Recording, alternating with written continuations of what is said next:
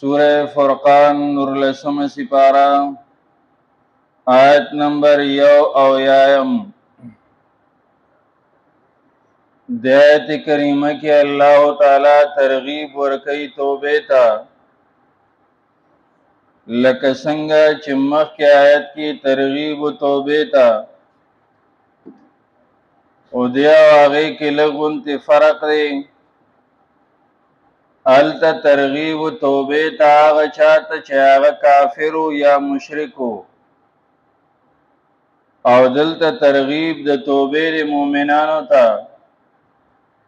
کچرته مؤمنی مسلمانی او پاغه باندې غفلت راشي او دا غفلت د وجنه داغه نه ګناه شي، دا مخکې چې کوم درې ګناهونه ذکر شو، قتل ته نه وشي، بدکاری ته نه وشي، نو په دا صورت کې دې راشي او الله تعالی ته توبه وباسي. او شرط دار چې عامل صالحا عمل بنی کوي، دغه ګناهونه چې دا کمی کړیو او پاغه پیمانه نو دغه به پرېږدي، عمل بسم کی چې کله عمل سم کی نو فإنه يتوب إلى الله متابا، یقینا دې راګرځي الله تعالی ته پراګرځېدو، او چې دې الله تعالی ته راوګرځي نو الله تعالی معاف کوي. الله تعالی د بنده انابت او د بنده غراتک خپل ځان طرف ته راغی په انتظار دی چې دا بنده به کله زما طرف ته راځي. حدیث مبارک کې راځي چې کله بنده یو لیش هغه چې نو لاړ شي د الله تعالی طرف ته، نو الله تعالی ول یو غس چې نورانیزدي کیږي، او چې بنده یو غس شری نه هغه الله تعالی ته ورنږدې شي، نو الله تعالی یو با هغه نږدې کیږي. د دې با نه مراد هغه د اونو د میوو د باغونه نه دي، با نه مراد هغه دی چې د لاسونه داسې کې د دې سر نه واله دې سره پورې چې دا څومره فاصله ده دې ته یو با وایي عربی کې، دومره ورته الله تعالی هغه نږدې کیږي. یعنی چې بنده لږ را نږدې کیږي نو الله تعالی ورته زیات ور نږدې کیږي، او په دې انتظار دی چې دا بنده به کله ماته توبه وباسي او نیک عمل وکړي. نو چې دې عمل نیک کړي او توبه وباسي نو الله به معاف کړي. والذین لا یشهدون الزور، او کسان چې دی حاضرین کوي الزور مجلس د دروغ ته، دا دولسم خوی او دولسم عادت د عباد الرحمن دی چې دی به د دروغ مجلس ته حاضرین کوي. د دې زور نه مراد دی، د دې په باره کې مفسرین مختلف خبرې کوي. سو کوئی د دینه مراد هغه مجلس ته چې په هغه کې دروغ ویل شي، لکه خلک لګیای ناستی مجلس یې نه ګرمۍ نو په دروغ باندې ګرمۍ لګیای، دغه د دروغ مجلس ته چې نه هغه حاضرېږي. د مؤمن صفت هغه دار چې داسې مجلس کې بده ناسته نه کوي.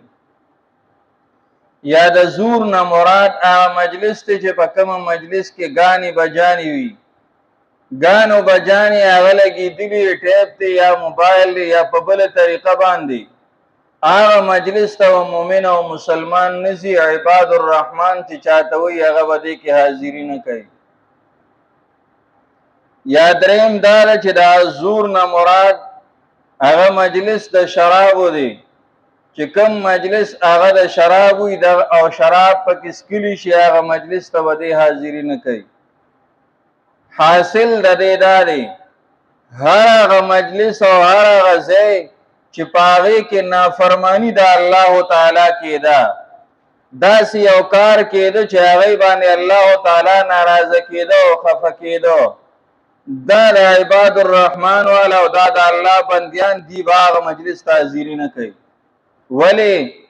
ځکه هغه مجلس چې په هغې باندې د الله تعالی د طرف نه لعنتونه راځي، نو دی وای که زه د مجلس کې شامل شم نو هغه لعنت به په ما باندې هم راشي. د دې د وجې نه د هغه مجلس نه دی ځان ساتي.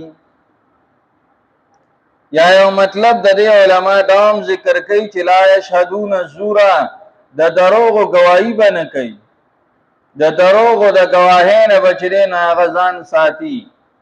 حدیث مبارک کې راځي نبی علیہ السلام کبیره گناهونه او لوی گناهونه ذکر کول صحابه کرامو ته او ډډه والے وا او بیا دا سرانیغ شو نیغ کېناست او وی الا و شهادت الزور، خبردار او گواهی د دروغو، د دروغو د گواهۍ نه بزان ساته.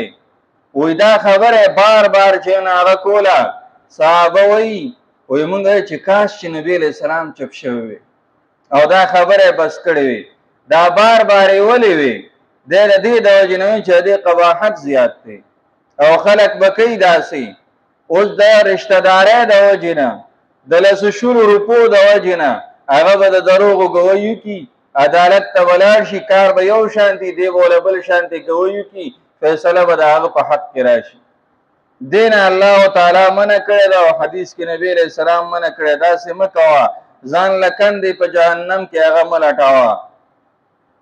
وَإِذَا مَرُّوا بِاللَّغْوِ مَرُّوا کِرَامًا، کله چې دی تیریږي په عبثو باندې نو تیریږي عزتمن.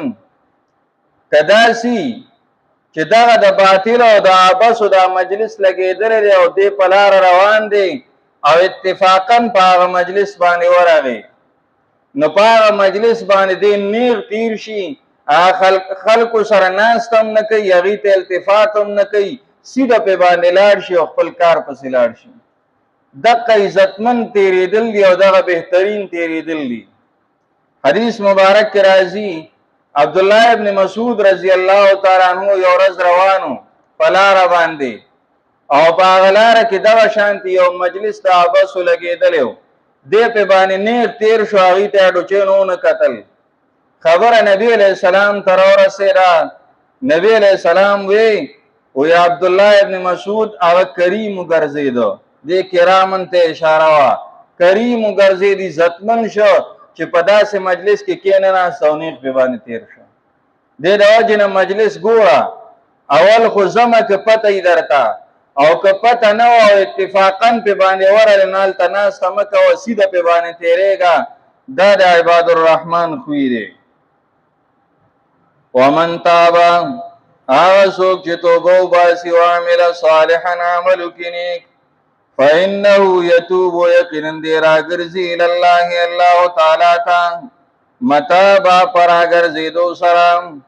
والذین کسان لا یشهدون الزور، چې دی حاضري نه کوي د دروغو مجلس ته. وإذا مروا، کله چې دی تیریږي باللغو په عبثو باندې، مروا کراما، تیریږي دی عزتمند.